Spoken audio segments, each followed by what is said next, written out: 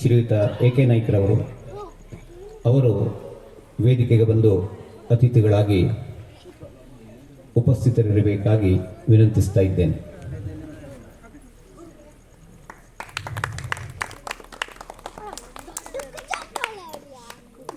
ಕುಬೇರ ಗರ್ವಭಂಗ ಯಕ್ಷಗಾನ ಪುಸ್ತಕವನ್ನು ರಚಿಸಿದವರು,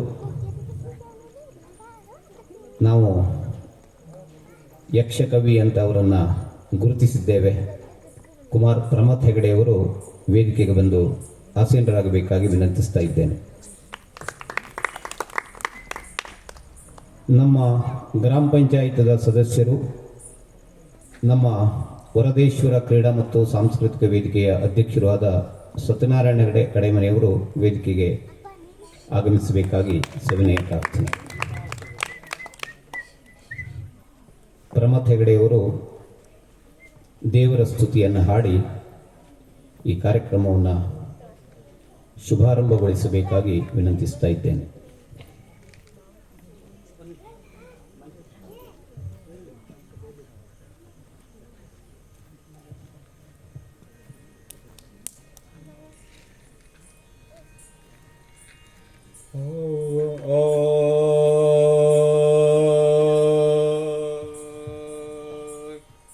ವಿಘ್ನತ್ವಾಂತ ನಿವಾರಣೈಕ ತರಣಿ ವಿಘ್ನಾಟ ವೇಗವ್ಯವಾಟ್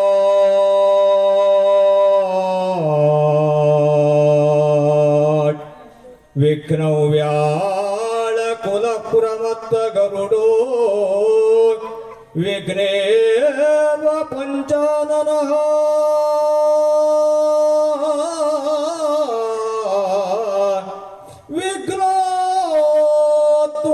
ಗಿರಿಪ್ರಭೇದನ ಪವಿ ವಿಘ್ನಾಪ್ತಿ ಕುಂಭೋದ್ಭವಗ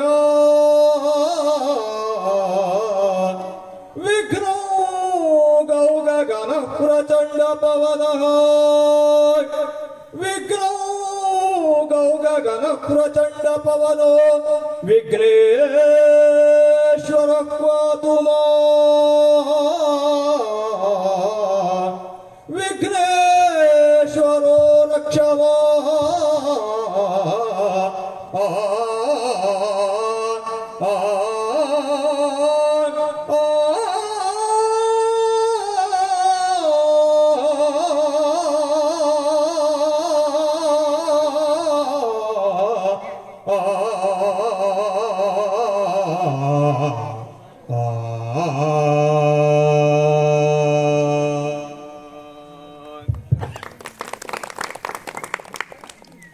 ಯಕ್ಷಗಾನದ ಶೈಲಿಯಲ್ಲಿ ದೇವರನ್ನು ಸ್ತುತಿಸಿದ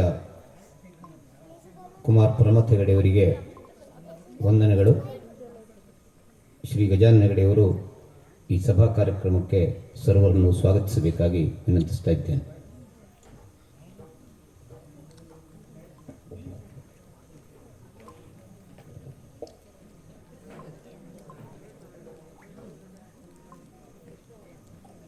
ಗ್ರಾಮ ದೇವತೆಯಾದ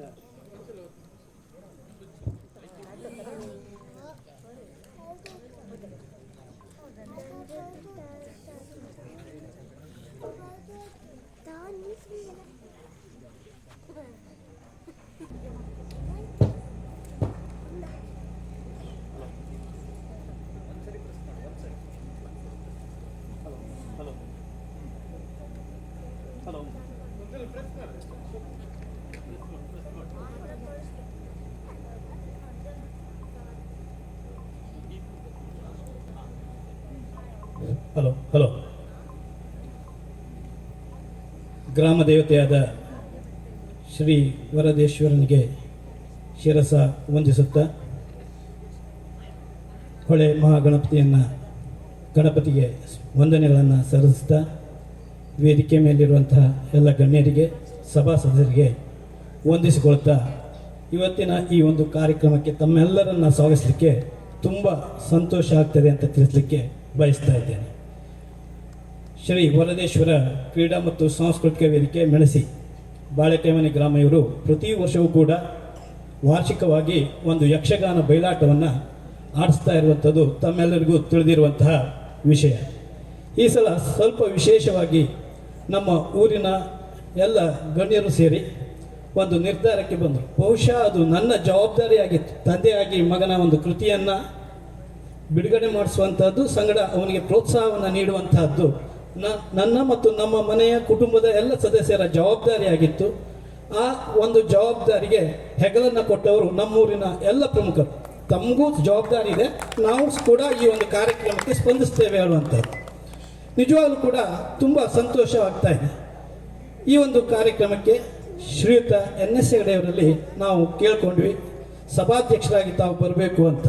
ತಮಗೆಲ್ಲ ಗೊತ್ತು, ನಮ್ಮ ಒಂದು ಊರಿಗೆ ಸಾಮಾಜಿಕವಾಗಿರಲಿ, ಆರ್ಥಿಕ ಸಂಸ್ಥೆಯಲ್ಲಾಗಿರಲಿ, ಶೈಕ್ಷಣಿಕ ಸಂಸ್ಥೆಯಾಗಿರಲಿ ಅಥವಾ ಸಾಂಸ್ಕೃತಿಕವಾಗಿರಲಿ, ಯಾವುದೇ ಕ್ಷೇತ್ರದಲ್ಲಾಗಿರಲಿ ನಮ್ಮ ಸಮಾಜಕ್ಕೆ ಅತ್ಯಂತ ಗಣನೀಯವಾದಂತಹ ಕೊಡುಗೆಯನ್ನು ಕೊಟ್ಟವರು ಶ್ರೀ NS ಹೆಗಡೆಯವರು. ಬಹುಶಃ ಅವರ ಒಂದು ಕೊಡುಗೆ ಕೊಡೋದ್ರ ಜೊತೆಯಲ್ಲಿ ಈಗಲೂ ಕೂಡ ಅತ್ಯಂತ ಕ್ರಿಯಾಶೀಲ ವ್ಯಕ್ತಿತ್ವವನ್ನು ಹೊಂದಿ ಸದಾ ಸಮಾಜದ ಏಳ್ಗೆಯನ್ನೇ ಬಯಸ್ತಾ ಇರುವಂತಹ ಶ್ರೀ NS ಹೆಗಡೆಯವರಲ್ಲಿ ನಾನು ಅವ್ರ ಮನೆಗೆ ಹೋಗಿ ವಿನಂತಿಯನ್ನು ಮಾಡಿಕೊಂಡೆ, ತಾವು ಬರಲೇಬೇಕು, ನನ್ನ ಮಗ ಬರೆದಂಥ ಒಂದು ಪುಸ್ತಕ ಬಿಡುಗಡೆ ಕಾರ್ಯಕ್ರಮ ಇದೆ, ತಾವು ಮುದ್ದಾಂ ಬನ್ನಿ ಅಂದಾಗ ಅತ್ಯಂತ ಆತ್ಮೀಯವಾಗಿ ಸ್ಪಂದಿಸಿ ಈ ಒಂದು ಕಾರ್ಯಕ್ರಮದ ಸಭಾಧ್ಯಕ್ಷತೆಯನ್ನು ಅವರು ವಹಿಸಿಕೊಂಡಿದ್ದಾರೆ.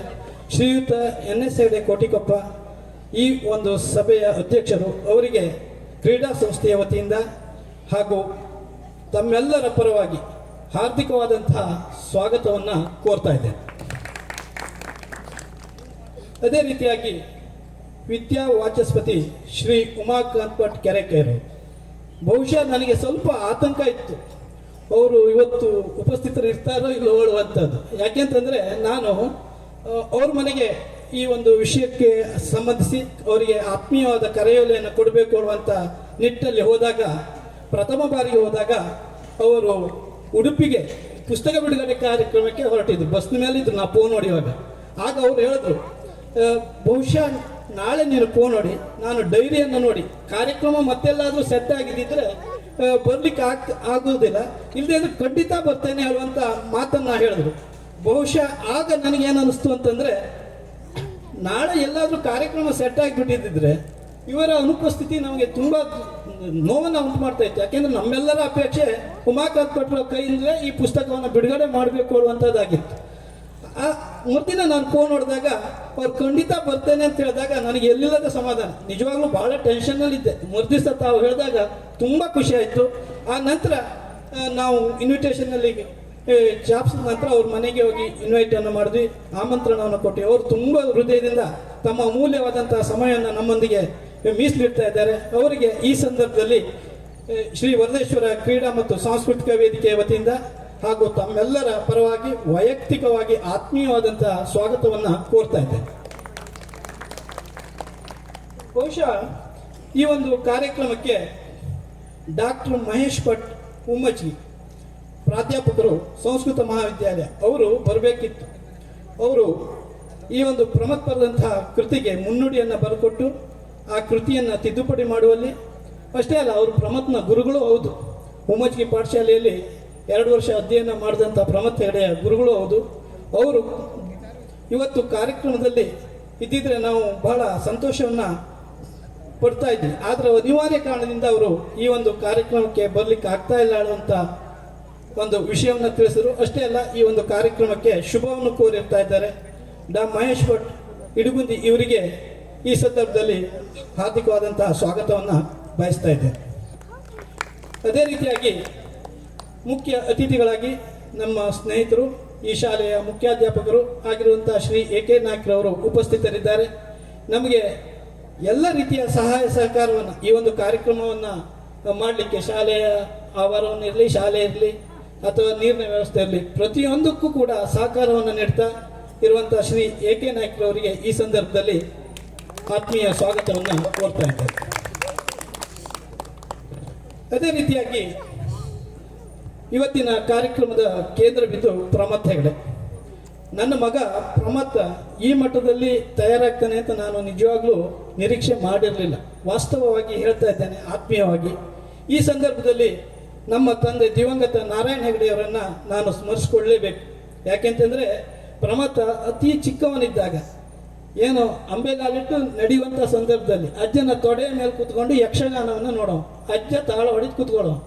ಬಹುಶಃ ಆ ಪರಿಣಾಮ ಬಹಳ ಅವನ ಮೇಲೆ ಬೀರಿದ್ದೆ ಅಂತ ನಾನು ಈ ಸಂದರ್ಭದಲ್ಲಿ ಖಂಡಿತವಾಗಿ ತಿಳಿದಿದ್ದೇನೆ. ಇದೊಂದು ದೈವೀದತ್ತವಾದಂಥ ಒಂದು ವರ ಅವನಿಗೆ ಲಭಿಸಿದೆ ಅಂತ ನಾನು ಭಾವಿಸ್ಕೊಂಡಿದ್ದೇನೆ. ಈ ಸಂದರ್ಭದಲ್ಲಿ ಕುಬೇರ ಗರ್ಭಭಂಗ ಕೃತಿಯನ್ನು ರಚಿಸಿದಂತಹ ಪ್ರಮಥ್ ಹೆಗಡೆ ಕಡೆಮನೆಯವರನ್ನು ನಾನು ಈ ಸಂದರ್ಭದಲ್ಲಿ ಹಾರ್ದಿಕವಾಗಿ ಸ್ವಾಗತಿಸ್ತಾ ಇದ್ದೇನೆ. ಅದೇ ರೀತಿಯಾಗಿ ನಮ್ಮ ಕ್ರೀಡಾ ಮತ್ತು ಸಾಂಸ್ಕೃತಿಕ ವೇದಿಕೆಯ ಅಧ್ಯಕ್ಷರಾದಂಥ ಹಾಗೂ ಗ್ರಾಮ ಪಂಚಾಯತದ ಸದಸ್ಯರು ಆದಂಥ ಸಹೋದರ ಸತ್ಯನಾರಾಯಣ ಹೆಗಡೆ ಅವರನ್ನು ನಾನು ಈ ಸಂದರ್ಭದಲ್ಲಿ ಹಾರ್ದಿಕವಾಗಿ ಸ್ವಾಗತಿಸ್ತಾ ಇದ್ದೇನೆ. ಈ ಒಂದು ಕೃತಿಗೆ ಅತ್ಯಂತ ಸುಂದರವಾದಂಥ ಚಿತ್ರವನ್ನು, ಮುಖಪುಟವನ್ನು ರಚಿಸಿಕೊಟ್ಟಂತಹ ಸಹೋದರ ವಿನಾಯಕ್ ಹೆಗಡೆ ಕಡೆಮನೆ ಇವರಿಗೂ ಕೂಡ ಹಾರ್ದಿಕವಾದಂತಹ ಸ್ವಾಗತವನ್ನು ಬಯಸ್ತಾ ಇದ್ದೇನೆ. ಅದೇ ರೀತಿಯಾಗಿ ನನ್ನ ಸಹೋದರ ನನ್ನೊಂದಿಗೆ ಈ ಪುಸ್ತಕದ ಪ್ರಕಾಶನದಲ್ಲಿ ಕೈಜೋಡಿಸಿರುವಂಥ ಶ್ರೀ ಗಣೇಶ್ ಹೆಗಡೆ ಕಡೆಮನೆ ಇವರಿಗೂ ಕೂಡ ಹಾರ್ದಿಕವಾದಂತಹ ಸ್ವಾಗತವನ್ನು ಈ ಸಂದರ್ಭದಲ್ಲಿ ಬಯಸ್ತಾ ಇದ್ದೇನೆ. ಈ ಪುಸ್ತಕವನ್ನು ಚೇತನ ಸಹಕಾರಿ ಮುದ್ರಣಾಲಯ ಶಿರಸಿ ಇವರು ಅತ್ಯಂತ ಸುಂದರವಾಗಿ ಮುದ್ರಿಸಿಕೊಟ್ಟಿದ್ದಾರೆ. ಆ ಚೇತನ ಮುದ್ರಣಾಲಯದ ಪ್ರತಿನಿಧಿಯಾಗಿ ಶ್ರೀ ಪ್ರಸಾದ್ ಹೆಗಡೆ ಅವರು ಬರ್ತೇನೆ ಅಂತ ಹೇಳಿದ್ದಾರೆ. ಅವರಿಗೂ ಕೂಡ ಈ ಸಂದರ್ಭದಲ್ಲಿ ಹಾರ್ದಿಕವಾದಂತಹ ಸ್ವಾಗತವನ್ನು ಬಯಸ್ತಾ ಇದ್ದೇನೆ. ಅದೇ ರೀತಿಯಾಗಿ ಇವತ್ತಿನ ಕಾರ್ಯಕ್ರಮ ಕುಬೇರ ಗರ್ಭಭಂಗವನ್ನು ಪ್ರಪ್ರಥಮ ಬಾರಿಗೆ ಯಕ್ಷರಂಗಕ್ಕೆ ಪ್ರಚುರಪಡಿಸ್ತಾ ಇರುವಂಥವರು ಶ್ರೀ ಶಶಾಂಕ್ ಪಟೇಲ್ ಕೆಳಮನೆಯವರು, ಅವರ ತಂಡದವರು. ಬಹುಶಃ ನಾನು ಶಶಾಂಕ್ ಪಟೇಲ್ರನ್ನ ಫೋನ್ನಲ್ಲಿ ಕಾಂಟ್ಯಾಕ್ಟ್ ಆಗಿ ಇಂಥ ಒಂದು ಕಾರ್ಯಕ್ರಮವನ್ನು ತಾವು ಮಾಡಿಕೊಡ್ಬೇಕು, ನನ್ನ ಮಗ ಬರೆದ ಪುಸ್ತಕ ಅಂತ ಹೇಳಿದಾಗ ಅವರು ತುಂಬ ಸಂತೋಷದಿಂದ ಒಪ್ಕೊಂಡ್ರು. ನಾನು ಆವಾಗ ಏನಂತ ಹೇಳಿದೆ ಕೇಳಿದ್ರೆ ಅವ್ರು ಕೇಳಿದ್ರು ಮತ್ತೆ ಯಾರಾದರೂ ಕಲಾವಿದರು ಬೇಕೇನೋ ಅಂತ ಕೇಳಿದ್ರು ವಿಶೇಷವಾಗಿ. ಆವಾಗ ನಾನು ಹೇಳಿದೆ, ನಾನು ಯಾವುದೇ ಕಲಾವಿದರನ್ನ ಡಿಮಾಂಡ್ ಮಾಡ್ತಾ ಇಲ್ಲ, ಬೇಕು ಅಂತ ಹೇಳ್ತಾ ಇಲ್ಲ.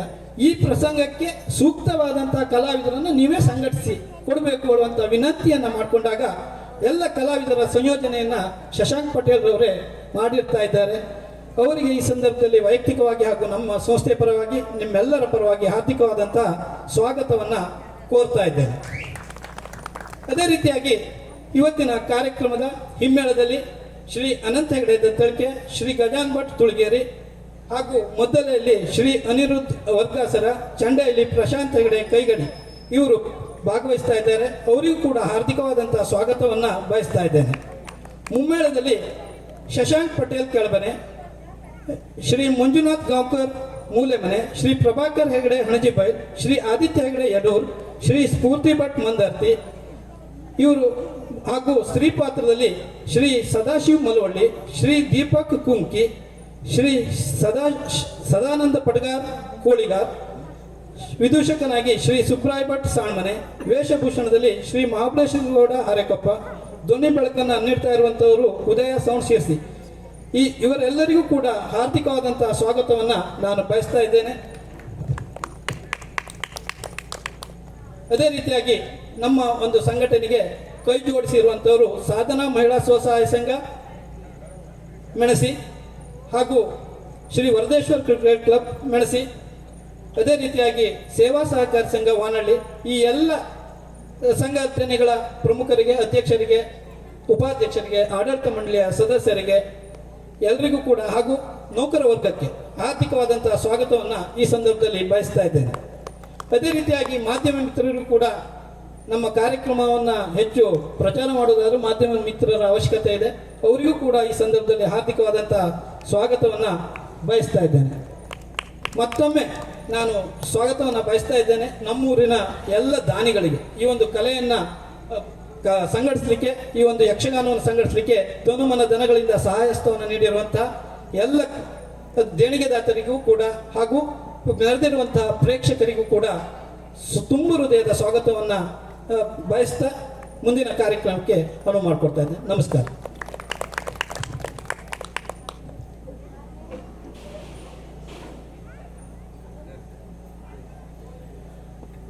ಸರ್ವರನ್ನು ಸ್ವಾಗತಿಸಿದ ಗಜಾನನ ಹೆಗಡೆ ಅವರಿಗೆ ವಂದನೆಗಳು. ಕಾರ್ಯಕ್ರಮದ ಮುಖ್ಯ ಭಾಗ ದೀಪವನ್ನು ಬೆಳಗಿಸಿ ವಿದ್ವಾಂಸರಾದ ಶ್ರೀ ಉಮಾಕಾಂತ್ ಭಟ್ರವರು ಪುಸ್ತಕವನ್ನು ಬಿಡುಗಡೆಗೊಳಿಸಿಕೊಡಬೇಕಾಗಿ ಸವಿನಯ ಪ್ರಾರ್ಥನೆ.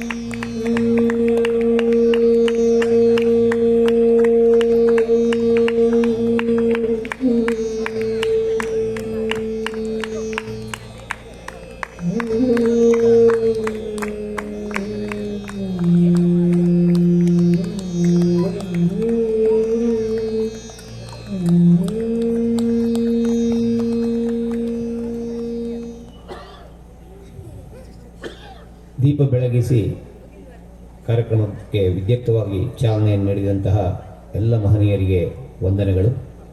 ಈಗ ಪುಸ್ತಕವನ್ನು ಲೋಕಾರ್ಪಣೆಗೊಳಿಸುವ ಸಮಯ. ವಿದ್ವಾನ್ ಉಮಾಕಾಂತ್ ಭಟ್ರಿಂದ.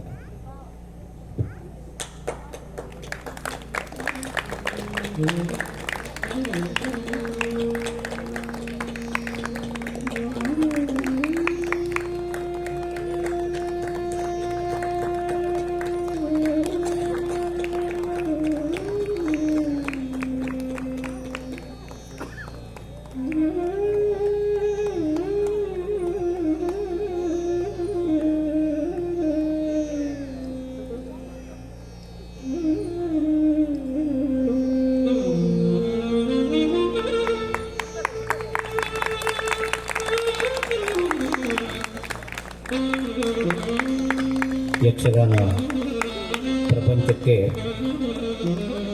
ಮತ್ತೊಂದು ಉನ್ನತವಾದ ಕೃತಿಯನ್ನು ಲೋಕಾರ್ಪಣೆಗೊಳಿಸಿಕೊಟ್ಟಿದ್ದಾರೆ ವಿದ್ವಾಂಸರಾದ ಉಮಾಕಾಂತ್ ಭಟ್ರವರು.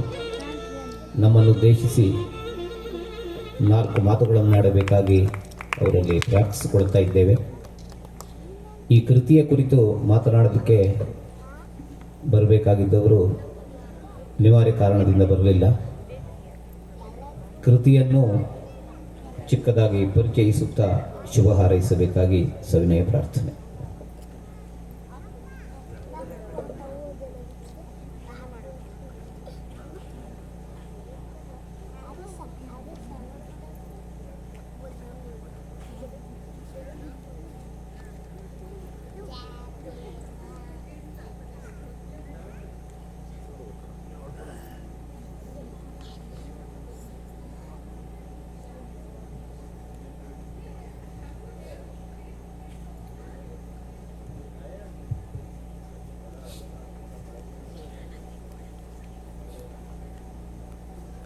ಯದೀಂದ್ರಿಯಾಣಾಂ ವಿಷಯತ್ವಮೇತಿ ಲೋಕೇಶು ಯತ್ತತ್ವಮತೀಂದ್ರಿಯಂಚ ಕೃತ್ಸ್ನಸ್ಯ ತಸ್ಯ ಪ್ರತಿಪತ್ತಿಹೇತುಃ ವಾಗ್ದೇವತಾ ಸಾ ಮಯಿ ಸನ್ನಿಧತ್ತಾಂ. ಕ್ಷೇತ್ರಾಧಿದೇವತೆಯಾದ ವರದೇಶ್ವರ ಸ್ವಾಮಿಗೆ 1000 ಪ್ರಣಾಮಗಳು. ಹೊಳೆ ಗಣಪತಿಗೆ ಅನೇಕ ಪುರುಷಾರ್ಥಗಳನ್ನು ಹೊಳೆಗಿಸುವ ಹೊಳೆ ಗಣಪತಿಗೆ ಅನಂತ ಪ್ರಣಾಮಗಳು.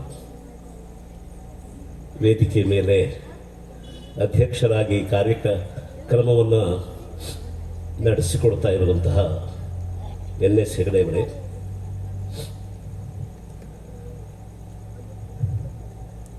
ಯುವ ಕವಿ ಪ್ರಮಥ ಅವರೇ,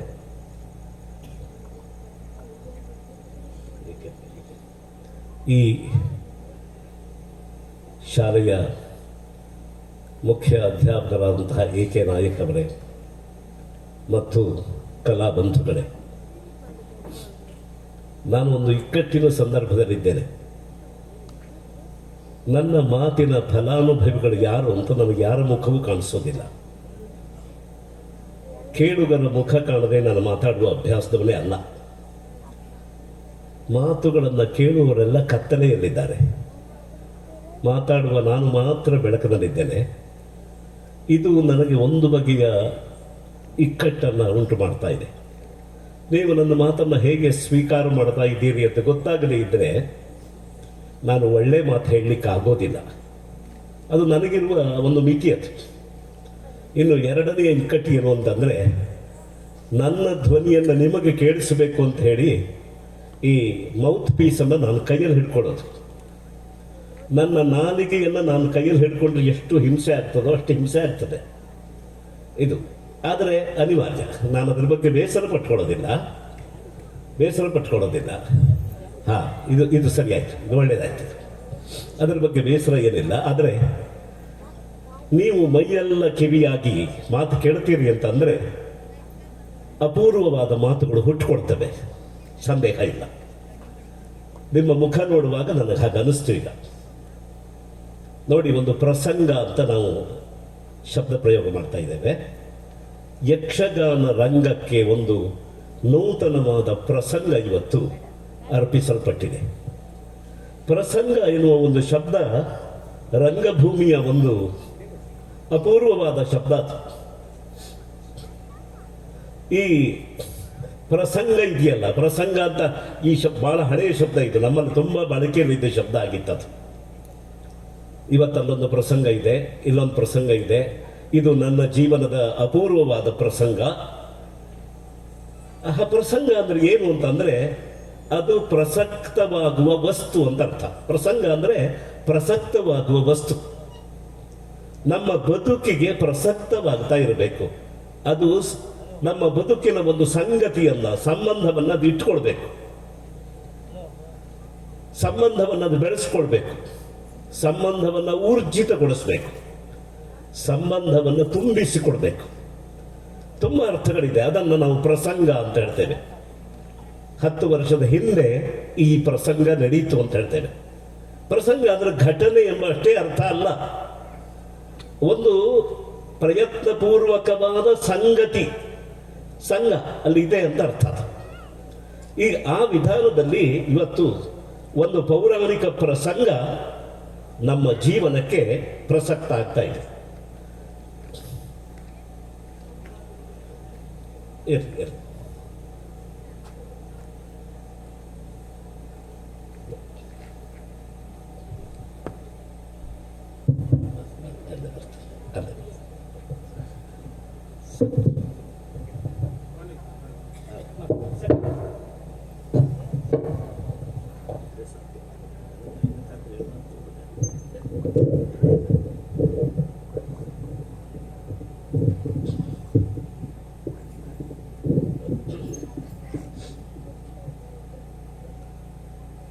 ನನ್ನ ಬಾಲ್ಯದಲ್ಲಿ ಈ ಪ್ರಸಂಗ ಎಂಬ ಶಬ್ದವೇ ಹೆಚ್ಚು ಕೇಳಿಸ್ತಿತ್ತು.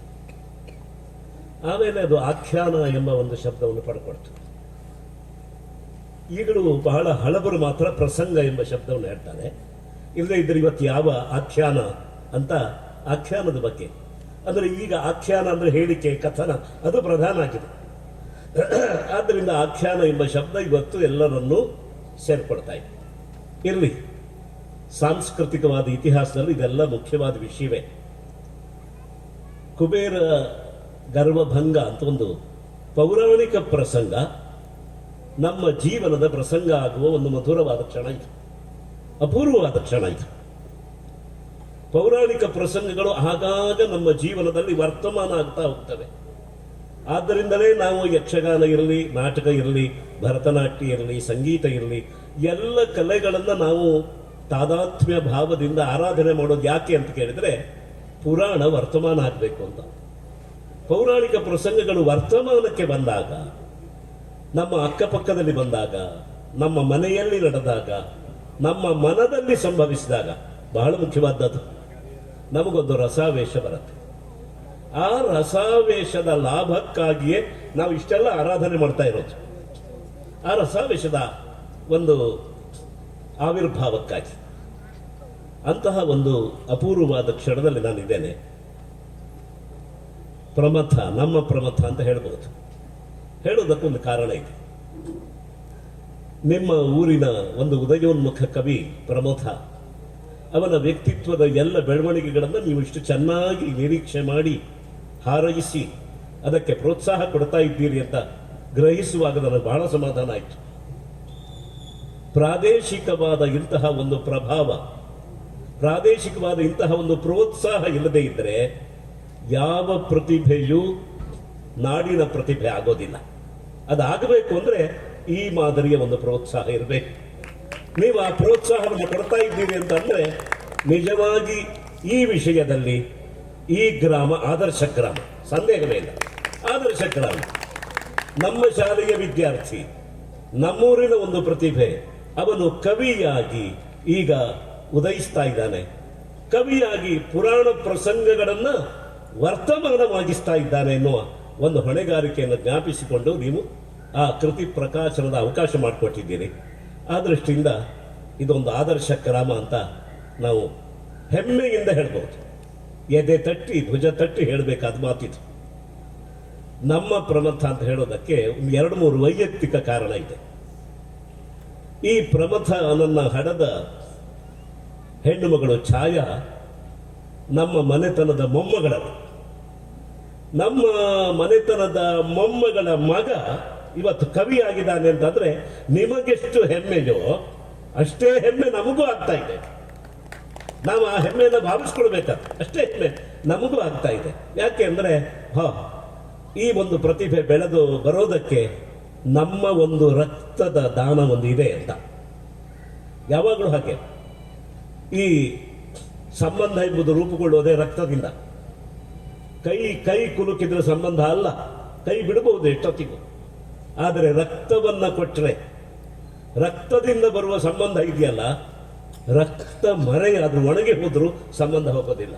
ಜನ್ಮ ಜನ್ಮಾಂತರಕ್ಕೆ ಬರುವ ಸಂಬಂಧ ಅದು. ಆದ್ರಿಂದ ನಮಗೇನು ಅನಿಸ್ತದೆ ಅಂತಂದ್ರೆ ಪ್ರಮಥ ನಮ್ಮ ಮನೆಯ ಮೊಮ್ಮಗಳ ಮಗ ಅಂದ್ರೆ ಮರಿ ಮೊಮ್ಮಗ, ಅವನು ಇವತ್ತು ಕವಿಯಾದ. ಅದು ಅವನ ಕೃತಿಯನ್ನ ಲೋಕಕ್ಕೆ ಅರ್ಪಣೆ ಮಾಡುವ ಒಂದು ಹೊಣೆಗಾರಿಕೆ ನನಗೆ ಅದು ಬಂತು ಅಂತ ಬಹಳ ಸಂತೋಷಪಟ್ಟಿದ್ದೇನೆ. ನಾನು ಇವತ್ತು ಬಂದು ಭಾಗವಹಿಸುವಷ್ಟು ನನಗೆ ಆರೋಗ್ಯ ಇಲ್ಲ, ಆದರೂ ನಾನು ಉತ್ಸಾಹದಿಂದ ಬರೋದಕ್ಕೆ ಅದೇ ಒಂದು ಕಾರಣ.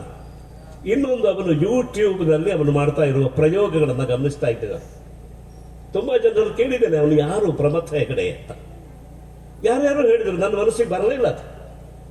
ಈ ಪ್ರಮಥನೇ ಆ ಕೆಲಸ ಮಾಡ್ತಾ ಇದ್ದಾನೆ ಅಂತ ಗೊತ್ತಾಗಿದ್ದಿದ್ದರೆ ಮೊದಲೇ ನಾನು ಅಭಿನಂದಿಸಿ ನನ್ನ ಜೊತೆಗೆ ನಾನಿದ್ದೇನೆ ಎಂಬ ಅವನ ಹಂಬಲಕ್ಕೆ ನನ್ನ ಬೆಂಬಲವನ್ನು ಮೊದಲೇ ಕೊಡ್ತಿದ್ದೆ ನಾನು.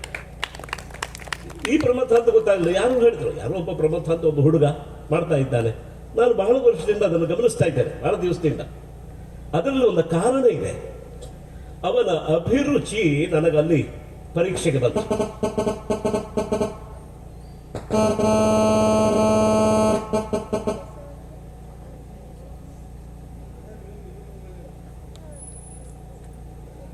ಅವನ ಅಭಿರುಚಿ ನನ್ನ ಗಮನಕ್ಕೆ ಬಂತಾನೆ.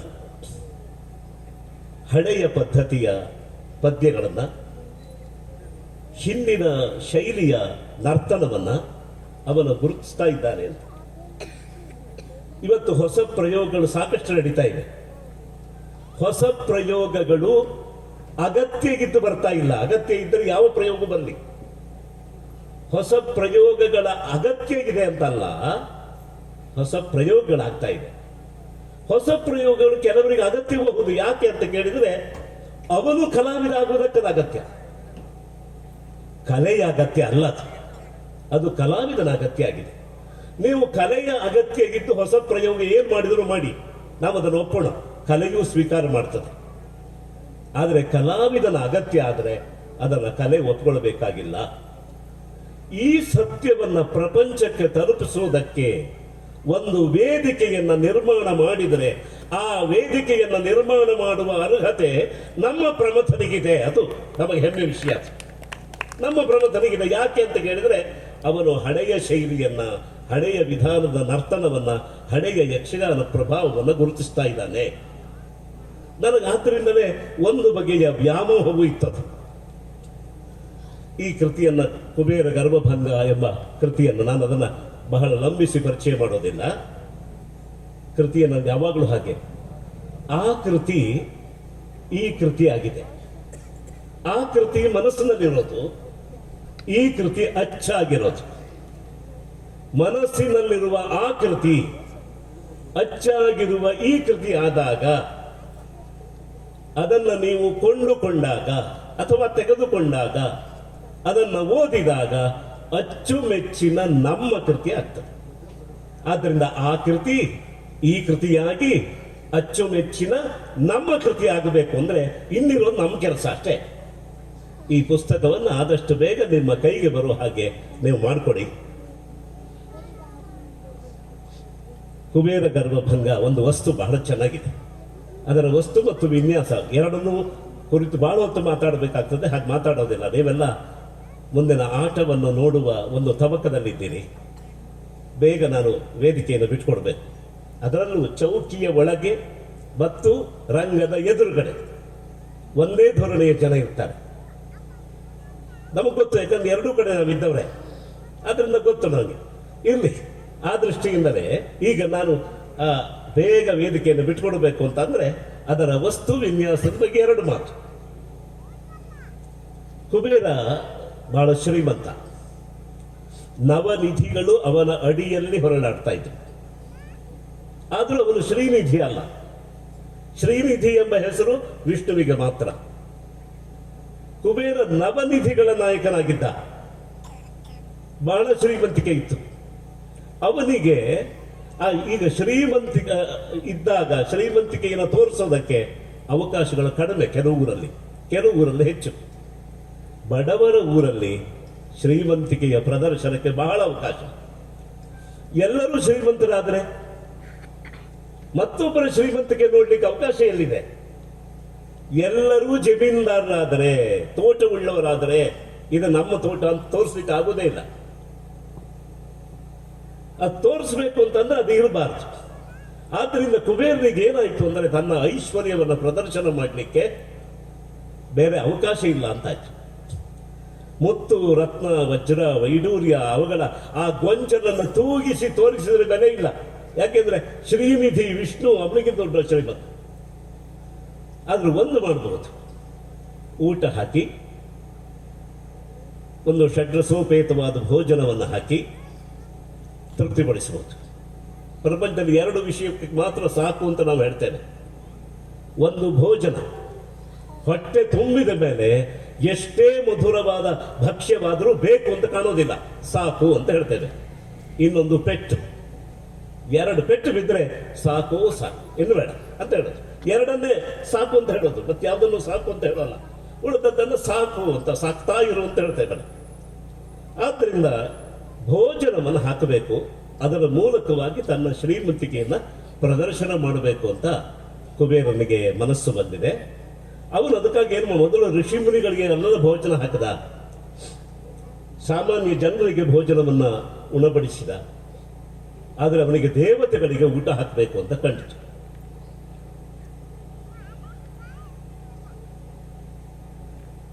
ಎಂಥ ಅಸಹಜವಾದ ಆಲೋಚನೆ ನೋಡಿ. ಅಹಂಕಾರ ಇದ್ದಾಗಲೇ ಹಾಗೆ ಬರೋದು. ಅಮೃತವನ್ನ ಆಸ್ವಾದನೆ ಮಾಡಿ ರುಚಿಗಾಗಿ ಏನೂ ಬೇಡ, ಹಸಿವೆ ಏನೂ ಇಲ್ಲ ಎನ್ನುವ ದೇವತೆಗಳಿಗೆ ಊಟ ಹಾಕಬೇಕು ಅಂತ ಯೋಚನೆ ಮಾಡಿದ್ದಲ್ಲ ಕುಬೇರ. ಅಹಂಕಾರದ ಪರಮಾವಧಿ ಅದು. ಅಮೃತವನ್ನು ಸ್ವಾದ ಮಾಡಿದವರಿಗೆ ಏನಾದರೂ ರುಚಿಕರವಾಗಿ ಕೊಡೋದಕ್ಕೆ ಸಾಧ್ಯವ ಇಲ್ಲ. ಆದರೆ ಅವನು ಅದಕ್ಕಾಗಿ ತ್ರಿಮೂರ್ತಿಗಳನ್ನು ಆಹ್ವಾನ ಮಾಡ್ತಾನೆ. ಬ್ರಹ್ಮ, ವಿಷ್ಣು, ಮಹೇಶ್ವರರು ಸಕುಟುಂಬವಾಗಿ ಬರಬೇಕು ನೀವು ಅಂತ ಅವರನ್ನು ಕರೀತಾರೆ. ಹೀಗೆ ಆಮಂತ್ರಣ ಮಾಡುವಾಗ ಕೈಲಾಸಕ್ಕೆ ಹೋದಾಗ ಪಾರ್ವತಿ ಮತ್ತು ಶಿವ ಒಂದು ಮಾತು ಹೇಳ್ತಾರೆ, ಅಲ್ಲ ನಮಗೆ ಬರೋದಕ್ಕಾಗೋಲ್ಲ, ಬಿಡುವಿಲ್ಲ, ನನ್ನ ಮಗ ಗಣಪತಿ ಬರ್ತಾನೆ, ಅವನನ್ನು ಕರ್ಕೊಂಡು ಹೋಗ್ತೀಯ. ಸರಿ, ಹಾಗಿದ್ರೆ ಹುಡುಗರಂತೂ ಹೇಗೋ ಬರ್ತಾರೆ, ನೀವು ಇನ್ನೊಮ್ಮೆ ಬನ್ನಿ, ಈ ಸಾರಿ ಗಣಪತಿಯೇ ಬರಲಿ ಅಂತ ಪುಷ್ಪಕ ವಿಮಾನದ ಮೇಲೆ ಗಣಪತಿಯನ್ನು ಕುಳ್ಳಿರಿಸಿಕೊಂಡು ಬರ್ತಾರೆ. ಕುಳ್ಳಿರಿಸಿಕೊಂಡು ಬಂದು ಅವನಿಗೆ ಇನ್ನೇನು ನಾಳೆ ಎಲ್ಲರೂ ಬರ್ತಾರೆ ಎನ್ನುವಾಗ ರಾತ್ರಿ ಹಸಿವಾಗಿದೆ. ಈ ಮಧ್ಯೆ ಒಂದು ಸಣ್ಣ ವಸ್ತು ಇದೆ, ಅದರೊಳಗೆ ಒಂದು ವ್ಯಕ್ತಿತ್ವದ ಸೂಚನೆ. ಈಶ್ವರನಿಗೆ ಅರ್ಪಣೆ ಮಾಡುವುದಕ್ಕೆ ಅವನು ಬಾಳೆಯ ಒಂದು ಚಿಪ್ಪು, ಬಾಳೆಹಣ್ಣಿನ ಚಿಪ್ಪು ತಗೊಂಡು ಬಂದ. ಅದು ಹೇಗಿತ್ತಪ್ಪ ಅಂತ ಕೇಳಿದ್ರೆ, ಅಗ್ಗದ ಕಡಿಮೆ ಬೆಲೆಯ, ಅದರ ಬೆಲೆ ಕೊಡೋದಾದ್ರೆ ಕುಬೇರ ಬೆಲೆ ಕೊಟ್ಟು ತಂದದ್ದು ಅಂತಲ್ಲ, ಒಂದು ಸಾಮಾನ್ಯ ನಮ್ಮ ಮನೆ ಭಾಷೆಯಲ್ಲಿ ಹೇಳೋದಾದ್ರೆ ಜಿಕ್ಕು ಬಾಳೆಕಾಯಿ. ಜಿಕ್ಕು ಬಾಳೆಕಾಯಿ ಅದು ಹೇಗೋ ಹಣ್ಣಾಗಿದೆ ಬಾಡಿ, ಅಂತಹ ಒಂದು ಶಿಪ್ಪನ್ನು ತಂದು ಇಟ್ಟಿದ್ದಾರೆ. ಅದನ್ನು ಗಣಪತಿ ಮೊದಲೇ ಹಾಕ್ಕೊಂಡ ಬಾಯಿಗೆ ನುಂಗಿದ. ಆಗ ಇವನಿಗೆ ಮತ್ತಷ್ಟು ಪ್ರೇರಣೆ ಆಯಿತು ಕುಬೇರನಿಗೆ.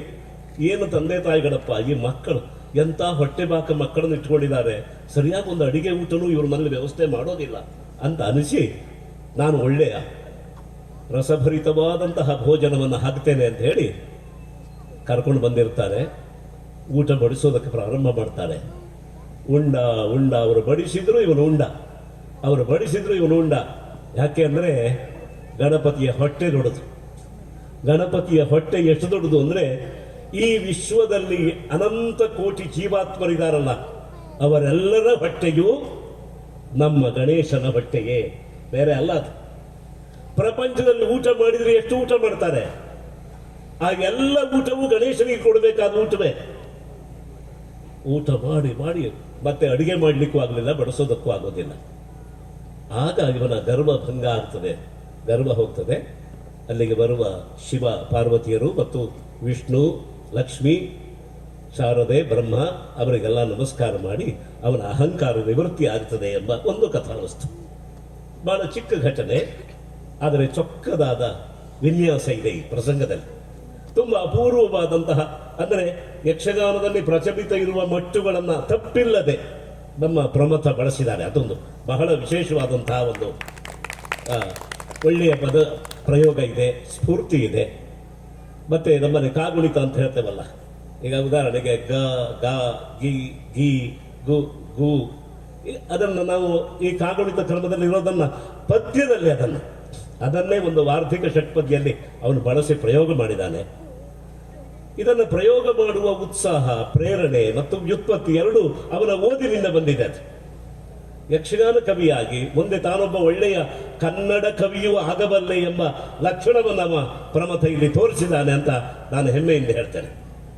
ಇವನು ಇದೇ ವಿಧಾನದಲ್ಲಿ ತನ್ನ ಪ್ರಯೋಗವನ್ನು, ಪರಿಶ್ರಮವನ್ನು, ಪರಿಣತಿಯನ್ನು ಸಾಧಿಸಿಕೊಂಡು ಬಂದರೆ ಕೇವಲ ಯಕ್ಷಗಾನ ಕವಿ ಮಾತ್ರ ಅಲ್ಲ, ಒಳ್ಳೆಯ ಕನ್ನಡ ಕವಿ ಆಗಬಲ್ಲ.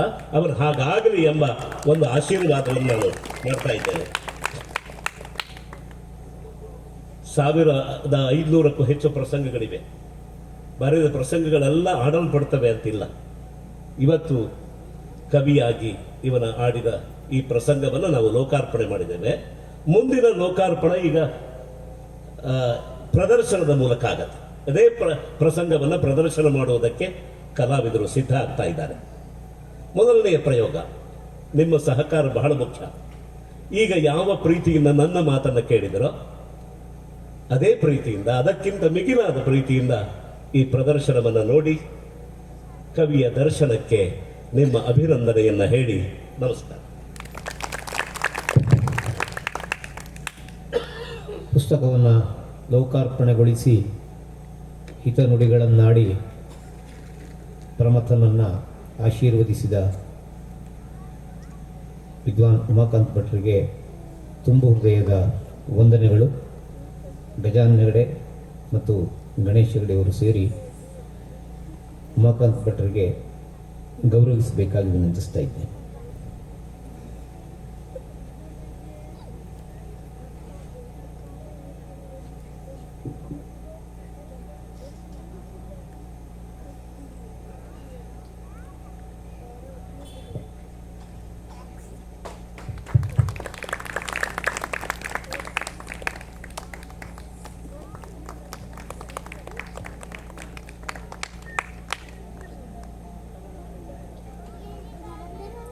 ಮುಖ್ಯ ಅತಿಥಿಗಳು ಶಿಕ್ಷಕರು ಆದ ಎ.ಕೆ. ನಾಯ್ಕ್ ಸರ್ ಅವರು 2 ಮಾತುಗಳನ್ನು ಆಡಬೇಕಾಗಿ ವಿನಂತಿಸ್ತೇನೆ.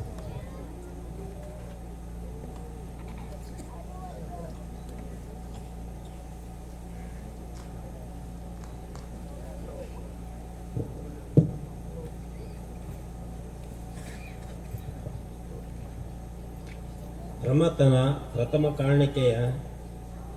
ಕಾಣಿಕೆಯಾದ ಯಕ್ಷಗಾನದ ಪುಸ್ತಕವನ್ನು ಬಿಡುಗಡೆ ಮಾಡಿದಂಥ ವಿದ್ವಾನರೇ, ಉಮಾಕಾಂತ್ ಭಟ್ರೆ, ನಮ್ಮ ಸ್ಥಳೀಯ NS ಹೆಗಡೆಯವರೇ ಹಾಗೂ ಗ್ರಾಮ ಪಂಚಾಯತ್ ಸದಸ್ಯರಾದ ಶ್ರೀ ಸತ್ಯನಾರಾಯಣವರೇ, ಹಾಗೂ ಯುವ ಕವಿ ರಮಾಥಿಯವರು.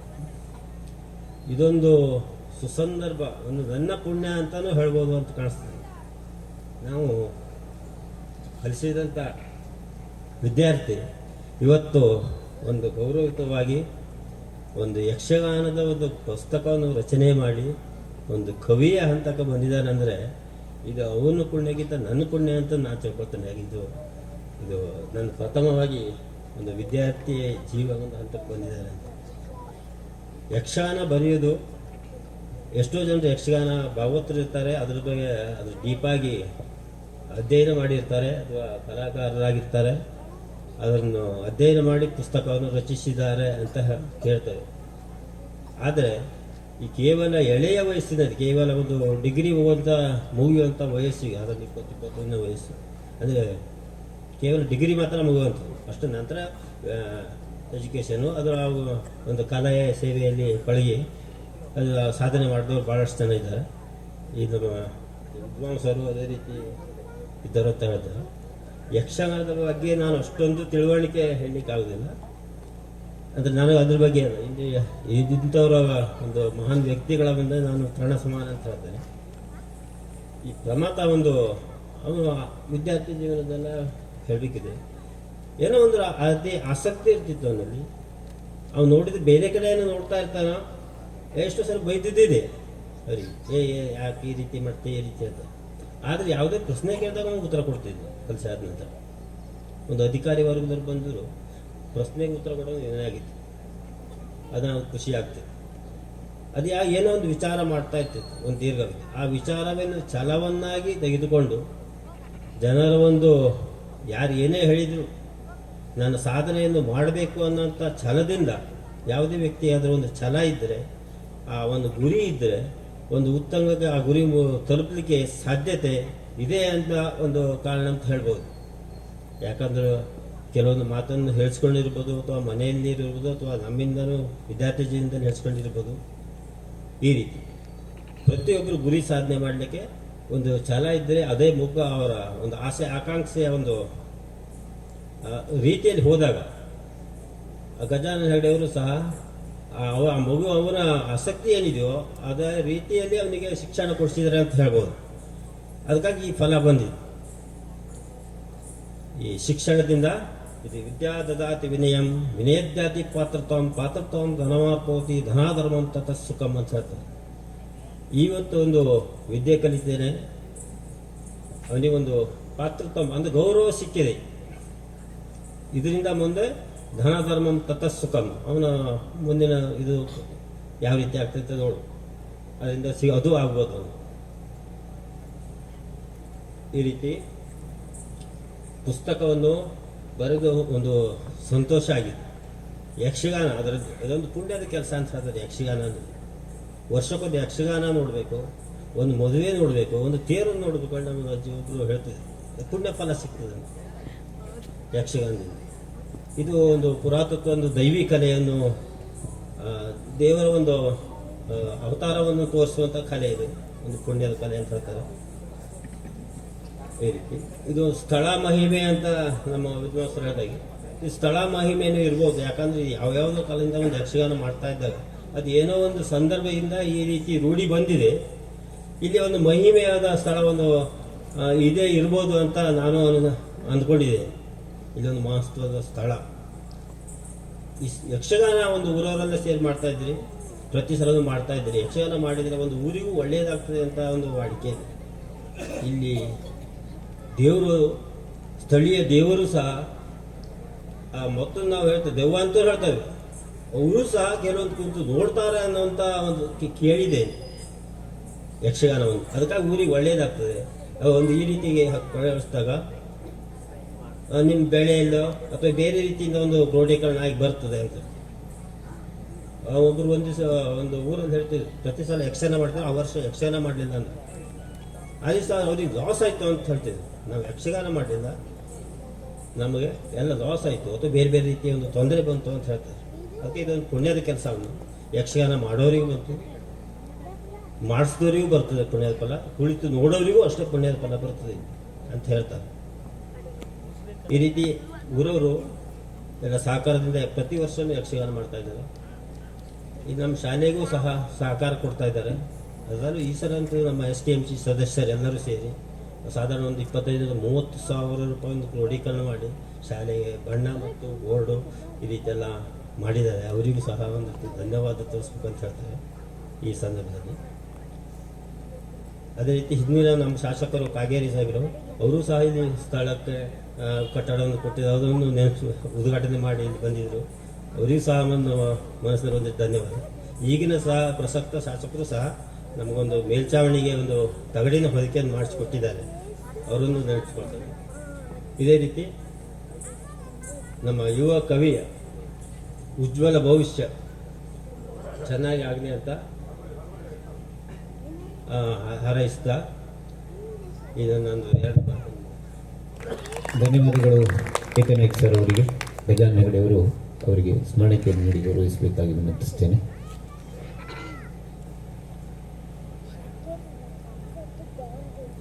ಕಾರ್ಯಕ್ರಮದ ಸಮಾರೋಪ ನುಡಿಯನ್ನು ಸಭಾಧ್ಯಕ್ಷರು ಆಡಬೇಕಾಗಿ ವಿನಂತಿಸ್ತಾ ಇದ್ದೇನೆ.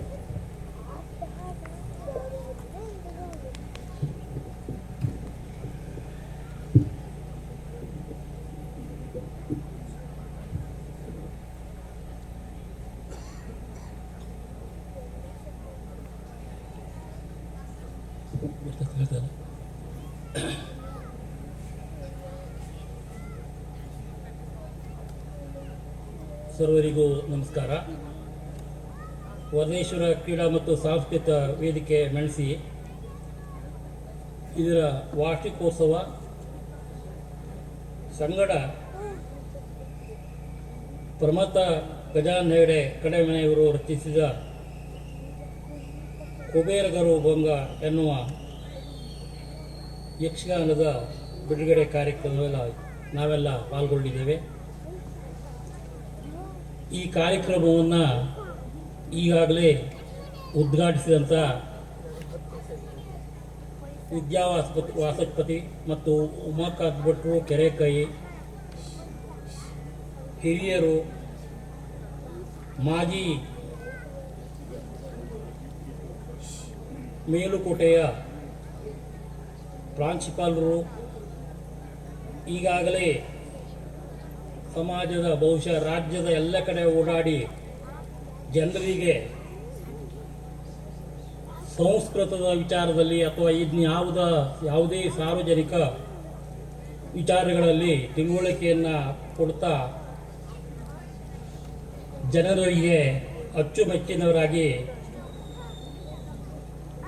ನಮ್ಮೆದುರಿಗೆ ಕಾಣ್ತಾ ಇದ್ದಂಥ ಉಮಾಕಾಂತ್ ಭಟ್ರವರೇ ಹಾಗೂ ಈ ಕನ್ನಡ ಶಾಲೆಯ ಮುಖ್ಯಾಧ್ಯಾಪಕರೇ, ನನ್ನ ಆತ್ಮೀಯ ಸ್ನೇಹಿತರು, ಪಂಚಾಯತ ಮೆಂಬರು ಆದಂಥ ಸತ್ಯನಾರಾಯಣ ಹೆಗಡೆಯವರೇ ಹಾಗೂ ಯುವ ಕವಿ ಪ್ರಮಥ ಗಜಾನನ ಹೆಗಡೆಯವರೇ, ಆಗಮಿಸಿದಂಥ ಎಲ್ಲ ಗೌರವಾನ್ವಿತರೇ, ಹಿರಿಕಿರಿಯರೇ, ಅಕ್ಕ ತಂಗಿಯರೇ, ಮಾತೆಯರೇ, ಪತ್ರಿಕಾ ಮಿತ್ರರೇ,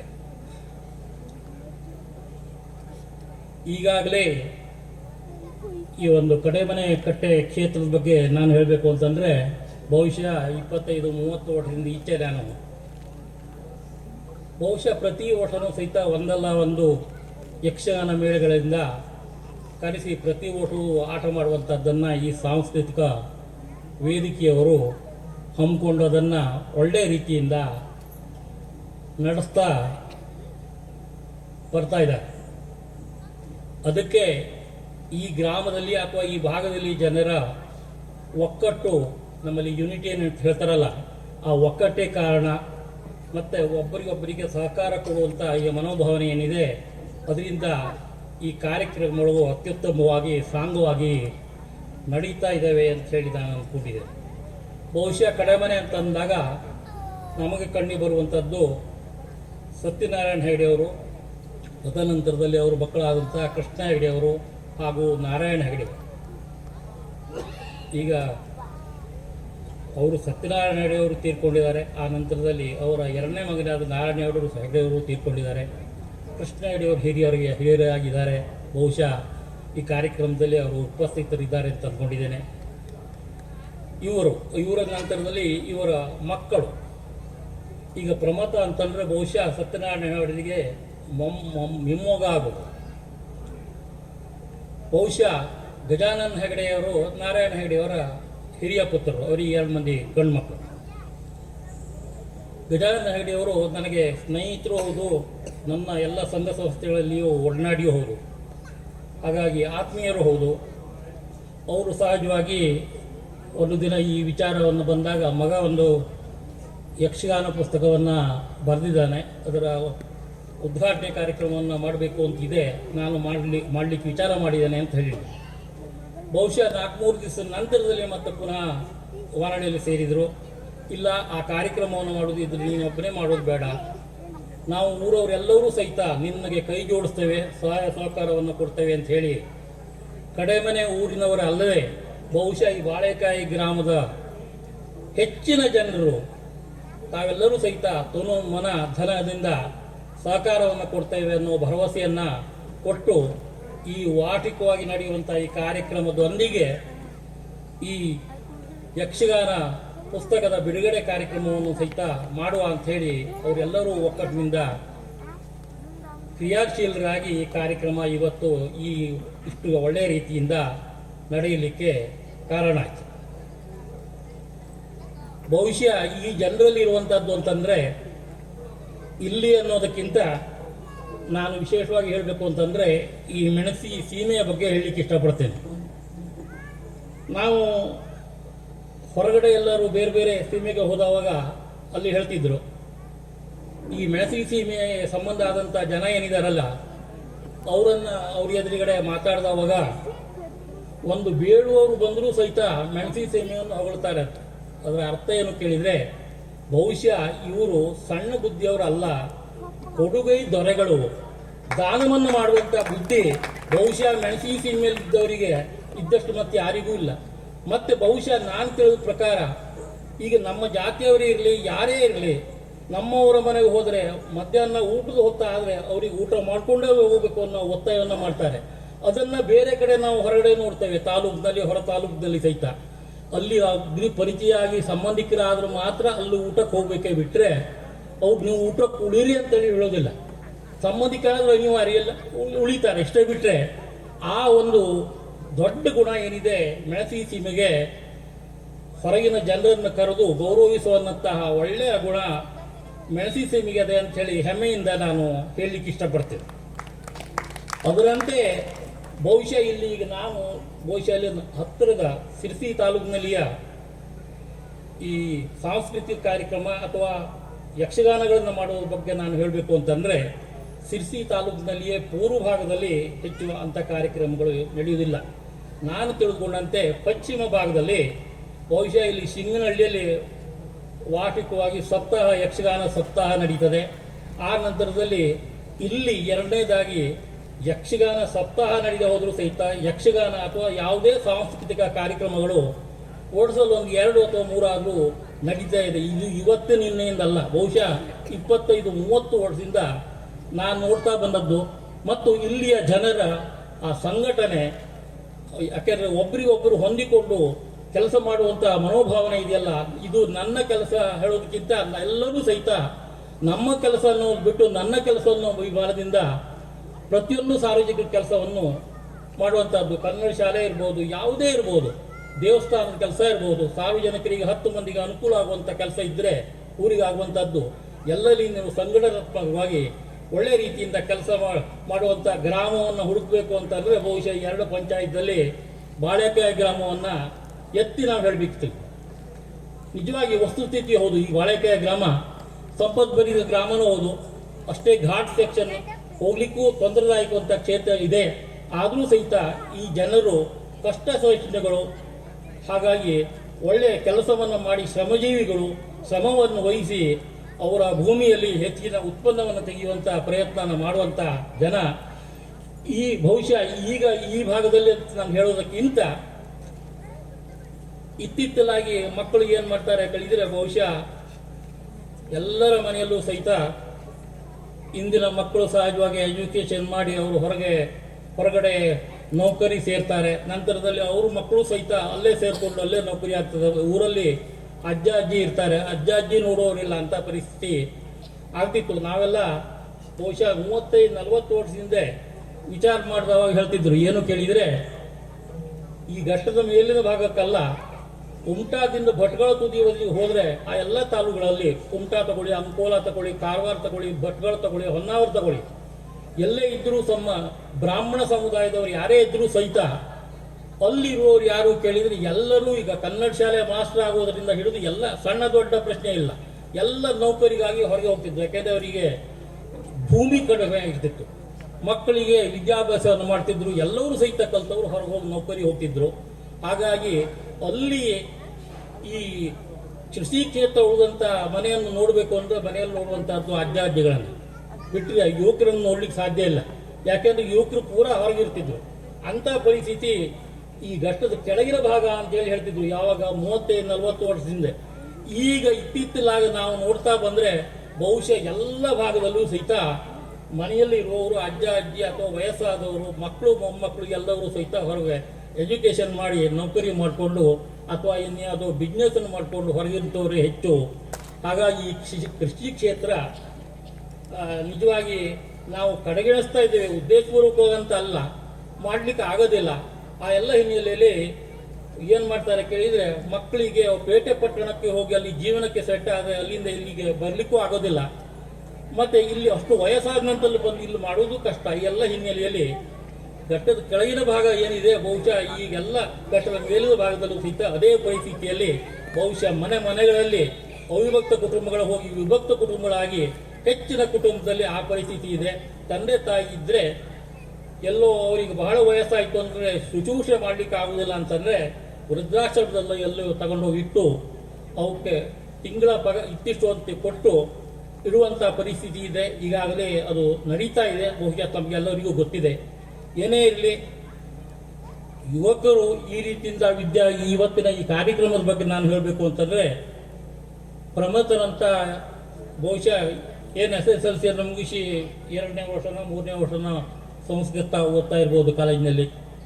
ಅಂಥ ಹುಡುಗನಿಗೆ ಈ ಯಕ್ಷಗಾನದ ಬಗ್ಗೆ ನಾನು ತಿಳ್ಕೊಂಡಾಗ ಕನ್ನಡ ಶಾಲೆಯಿಂದನೂ ಸಹಿತ ಅವನಿಗೆ ಯಕ್ಷಗಾನ ಪದ ಹೇಳುವಂಥದ್ದು, ಯಕ್ಷಗಾನದ ಬಗ್ಗೆ ಅಭಿರುಚಿ ಆಸಕ್ತಿ ಇತ್ತು, ನಾನು ನೋಡ್ತಾ ಇದ್ದೆ ಆವಾಗಿಂದ. ಆದರೆ ಈಗಾಗಲೇ ಉಮಾಕಾಂತ್ ಭಟ್ ಹೇಳಿದಂತೆ ಇಷ್ಟು ಒಳ್ಳೆಯ ರೀತಿಯಿಂದ ಒಂದು ಕೃತಿಯನ್ನೇ ಬಿಡುಗಡೆ ಮಾಡಿ ಪುಸ್ತಕವನ್ನು ಬರೆದು ಬಿಡುಗಡೆ ಮಾಡುವಂಥ ಸಂದರ್ಭ ಇಷ್ಟು ಮೊದಲು ಬರ್ತದೆ ಅಂತ ಹೇಳಿ ನಾನು ಅಂದ್ಕೊಳ್ಳಿಲ್ಲ. ಹಾಗಾಗಿ ಇವತ್ತಿನ ಈ ಕೃತಿ ಬಿಡುಗಡೆ ಕಾರ್ಯಕ್ರಮಕ್ಕೆ ನಾನು ಆಗಮಿಸಿದ್ದಕ್ಕೆ ನನಗೆ ಅತೀವವಾಗಿ ಆನಂದ ಆಗಿದೆ.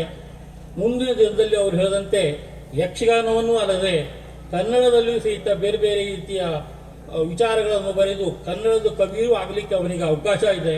ಹಾಗಾಗಿ ಉದಯೋನ್ಮುಖ ಕಲಾವಿದನಾದ ಅವನಿಗೆ ಮುಂದಿನ ದಿನದಲ್ಲಿ ಇದೇ ರೀತಿಯಿಂದ ಒಳ್ಳೊಳ್ಳೆ ಯಕ್ಷಗಾನಗಳನ್ನು ಒಳ್ಳೊಳ್ಳೆ ವಿಚಾರದಲ್ಲಿರುವಂಥ ಪುಸ್ತಕಗಳನ್ನು ಬರೆಯುವಂಥ ಆಸಕ್ತಿ ಇರಲಿ, ದೇವರು ಅದನ್ನು ಬೆಳೆಸಿ ಅವನಿಗೆ ಉತ್ತರೋತ್ತರ ಅಭಿವೃದ್ಧಿ ಆಗುವಂತೆ ಮಾಡಲಿ ಅಂಥೇಳಿ ಎಲ್ಲರ ಪರವಾಗಿ ದೇವರಲ್ಲಿ ನಾನು ಪ್ರಮಥನ ಪರವಾಗಿ ಬೇಡ್ಕೋತೇನೆ. ಆ ನಂತರದಲ್ಲಿ ಏನೇ ಇರಲಿ, ಇವತ್ತಿನ ಈ ಕಾರ್ಯಕ್ರಮಕ್ಕೆ ಬಹುಶಃ ನಾನು ಈ ಊರಿನವನು ಅಥವಾ ಹಿರಿಯವನು ಹೇಳೋದ್ರಿಂದ ನನಗೆ ಬಂದು ನೀವು ಕಾರ್ಯಕ್ರಮದಲ್ಲಿ ಬರಲೇಬೇಕು ಅಂತ ಹೇಳಿದರು. ಎಲ್ಲರೂ ಆತ್ಮೀಯರು, ಯಾಕಂದರೆ ಎಲ್ಲರೂ ಚಿರಪರಿಚಿತರು ಬಹಳ ವರ್ಷದಿಂದ. ಹಾಗಾಗಿ ಅಲ್ಲ ಅಂತ ಹೇಳಲಿಲ್ಲ, ಬಹಳ ಖುಷಿಯಿಂದ ಬರೀದ್ದೇನೆ. ಅದರಲ್ಲೂ ಸಹಿತ ಉಮಾಕಾಂತ್ ಭಟ್ ಅವರು ಅಂಥವರು ಹಿರಿಯರು ಬರ್ತಾರೆ ಅಂತಂದರೆ ನಾನು ಬರೋದಿಲ್ಲ ಅಂತ ಹೇಳಲಿಕ್ಕಾಗೋದಿಲ್ಲ. ಹಾಗಾಗಿ ಹಿರಿಯ ಸಮ್ಮುಖದಲ್ಲಿ ನಮ್ಮ ಕಾರ್ಯಕ್ರಮದಲ್ಲಿ ಭಾಗವಹಿಸಿದಂತೆ ಸುದೈವ ನಮಗೆಲ್ಲ ಅಂತ ಹೇಳ್ತಾ ಈ ಕಾರ್ಯಕ್ರಮದಲ್ಲಿ ಬಂದು ಇಷ್ಟು ವೇಳೆ ಕಳೀಲಿಕ್ಕೆ ಅವಕಾಶ ಕೊಟ್ಟಂಥ ಎಲ್ಲ ಸಂಘಟಕರಿಗೆ ವಂದಿಸ್ತಾ ನನ್ನ ಒಂದೆರಡು ಮಾತನ್ನು ಮುಗಿಸ್ತೇನೆ. ಜೈ ಹಿಂದ್, ಜೈ ಕರ್ನಾಟಕ.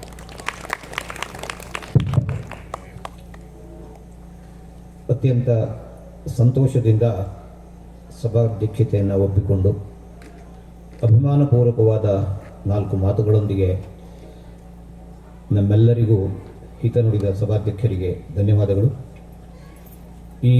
ಇವತ್ತಿನ ಬಿಡುಗಡೆಯಾದಂಥ ಪುಸ್ತಕದ ಪ್ರಕಾಶನವನ್ನು ಮುತುವರ್ಜಿಯಿಂದ ಮಾಡಿದವರು ಗಣೇಶ್ ಹೆಗಡೆ ಕಡೆಮನೆಯವರು.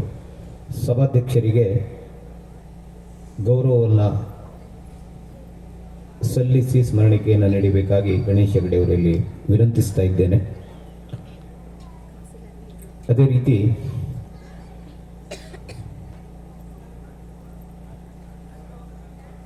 ಈ ಕಾರ್ಯಕ್ರಮದಲ್ಲಿ ಮುಖಪುಟ ವಿನ್ಯಾಸವನ್ನು ಮಾಡಿ ಈ ಪುಸ್ತಕಕ್ಕೆ ವಿಶೇಷ ಮೆರುಗು ತಂದ ವಿನಾಯಕ್ ಹೆಗಡೆ ಕಡೆಮನೆಯವರು ಬಂದಿದ್ದಾರೆ. ಅವರನ್ನು ಸಹಿತ ವೇದಿಕೆಗೆ ಪ್ರೀತಿಪೂರ್ವಕವಾಗಿ ಆಮಂತ್ರಿಸ್ತಾ ಇದ್ದೇನೆ. ಗಣೇಶ್ ಹೆಗಡೆಯವರು ವಿನಾಯಕ್ ಹೆಗಡೆಯವರಿಗೆ ಸ್ಮರಣಿಕೆಯನ್ನು ನೀಡಬೇಕಾಗಿ ವಿನಂತಿಸ್ತಾ ಇದ್ದೇನೆ.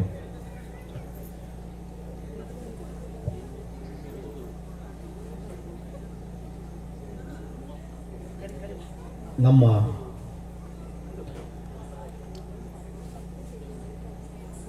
ಗಜಾನ್ ಹೆಗಡೆಯವರು ಈ ಒಂದು ಪುಸ್ತಕ ಬಿಡುಗಡೆಯ ಸವಿನೆನಪಿನಲ್ಲಿ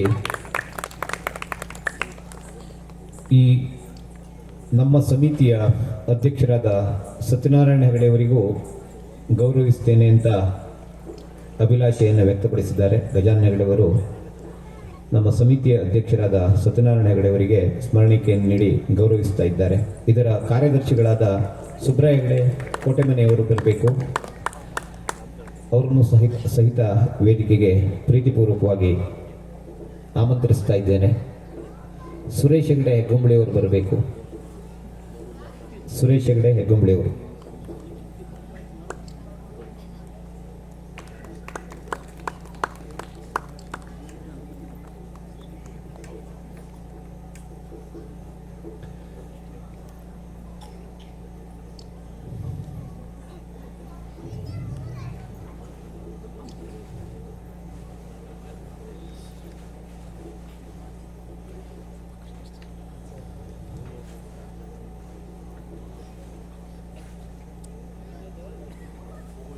ನಮ್ಮೂರಿನ ಹೆಮ್ಮೆ ಕುಮಾರ್ ಪ್ರಮಥ್ ಹೆಗಡೆ ಇವತ್ತಿನ ಈ ಕಾರ್ಯಕ್ರಮದಲ್ಲಿ ಅತ್ಯಂತ ಜವಾಬ್ದಾರಿಯಿಂದ ನಮ್ಮ ಸಮಿತಿಯವರು ಈ ಪುಸ್ತಕ ಬಿಡುಗಡೆಗೆ ಮನಸ್ಸು ಮಾಡಿದ್ದಾರೆ, ಶುಭ ಹಾರೈಸಿದ್ದಾರೆ. ಪ್ರಮಥ್ ಹೆಗಡೆಯವರಿಗೆ ನಮ್ಮ ಸಮಿತಿಯ ಅಧ್ಯಕ್ಷರು, ಕಾರ್ಯದರ್ಶಿಗಳು ಎಲ್ಲರೂ ಸೇರಿ ಗೌರವವನ್ನು ಸಮರ್ಪಿಸಬೇಕಾಗಿ ವಿನಂತಿಸ್ತಾ ಇದ್ದೇನೆ.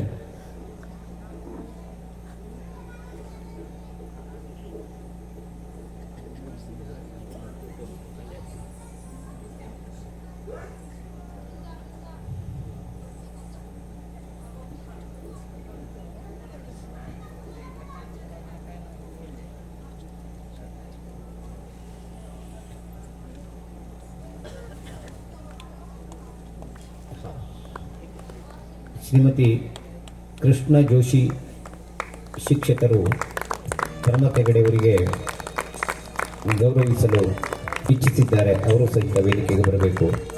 ಪ್ರಮಥ್ ಹೆಗಡೆಯವರ ಗುರುಗಳಾದ ಶ್ರೀ ಎ.ಕೆ. ನಾಯ್ಕ್ ಸರ್ ಅವರು ಸಹಿತ ಪ್ರಮಥನನ್ನು ಆಶೀರ್ವದಿಸಬೇಕಾಗಿ ವಿನಂತಿಸ್ತಾ ಇದ್ದೇನೆ.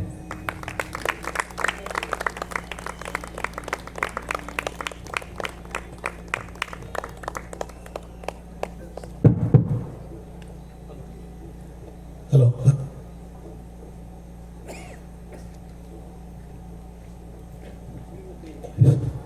ಶ್ರೀಮತಿ ಕೃಷ್ಣ ಜೋಶಿ ಕುಂದೂರು.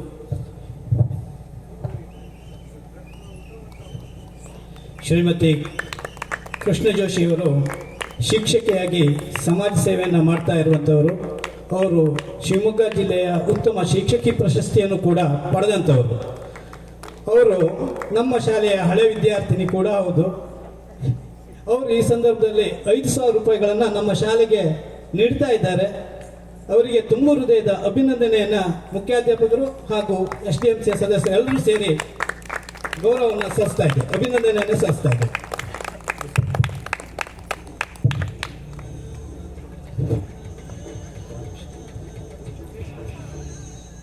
ಶ್ರೀಯುತ PG ಹೆಗಡೆಯವರು ವೇದಿಕೆಗೆ ಬರಬೇಕು ಅಂತ ಕೇಳ್ಕೊಳ್ತಾ ಇದ್ದೇನೆ.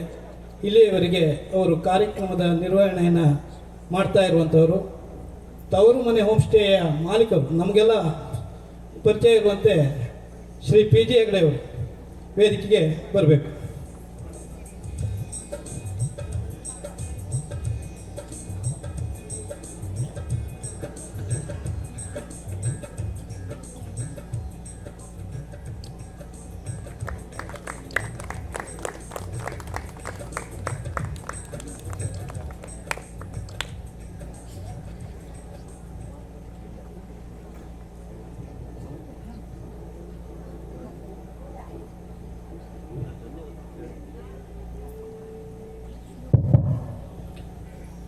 ಈವರೆಗಿನ ಎಲ್ಲ ಕಾರ್ಯಕ್ರಮವನ್ನು ಅತ್ಯಂತ ಚೆಂದಗಾಣಿಸಿಕೊಟ್ಟ ಎಲ್ಲ ಗೌರವಾನ್ವಿತ ಗಣ್ಯರಿಗೆ, ಸಭಾಧ್ಯಕ್ಷರಿಗೆ, ಉದ್ಘಾಟಕರಿಗೆ, ನಮ್ಮ ಸಮಿತಿಯ ಅಧ್ಯಕ್ಷರಿಗೆ, ಗುರುಗಳಾದ ಎ.ಕೆ. ನಾಯ್ಕ ಸರ್ ಅವರಿಗೆ ಎಲ್ಲರಿಗೂ ವಂದನೆಗಳನ್ನು ಸಲ್ಲಿಸಿ ಸಭಾ ಕಾರ್ಯಕ್ರಮವನ್ನು ಸಮಾಪ್ತಿಗೊಳಿಸ್ತಾ ಇದ್ದೇವೆ. ಮುಂದಿನ ಯಕ್ಷಗಾನ ಕಾರ್ಯಕ್ರಮಕ್ಕೆ ವೇದಿಕೆಯನ್ನು ತೆರವು ಮಾಡಿಕೊಡ್ತಾ ಇದ್ದೇವೆ. ಪ್ರೀತಿಯಿಂದ ಸಹಕರಿಸಿದ ಎಲ್ಲ ಸಜ್ಜನ ಬಂಧುಗಳಿಗೆ ಅನಂತ ಧನ್ಯವಾದಗಳು. ಇದೀಗ ಯಕ್ಷಗಾನ ಪ್ರಾರಂಭವಾಗುತ್ತದೆ. ಎಲ್ಲರಿಗೂ ಮತ್ತೊಮ್ಮೆ ನಮಸ್ಕಾರ.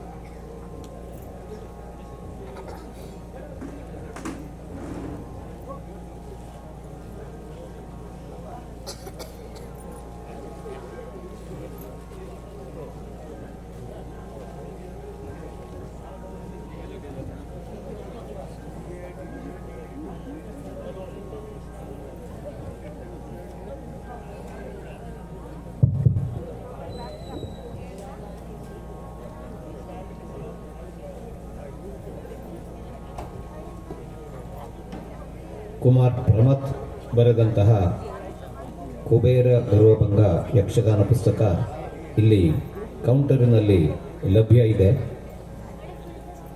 ಇವತ್ತು 100 ರೂಪಾಯಿ ರಿಯಾಯಿತಿ ದರದಲ್ಲಿ ಈ ಪುಸ್ತಕದ ಮಾರಾಟವನ್ನು ಮಾಡ್ತಾ ಇದ್ದೇವೆ. ಆಸಕ್ತರು ಸಂಪರ್ಕಿಸಬಹುದು. ಕೌಂಟರಿನಲ್ಲಿ ಆ ಪುಸ್ತಕವನ್ನು ಇಡಲಾಗಿದೆ.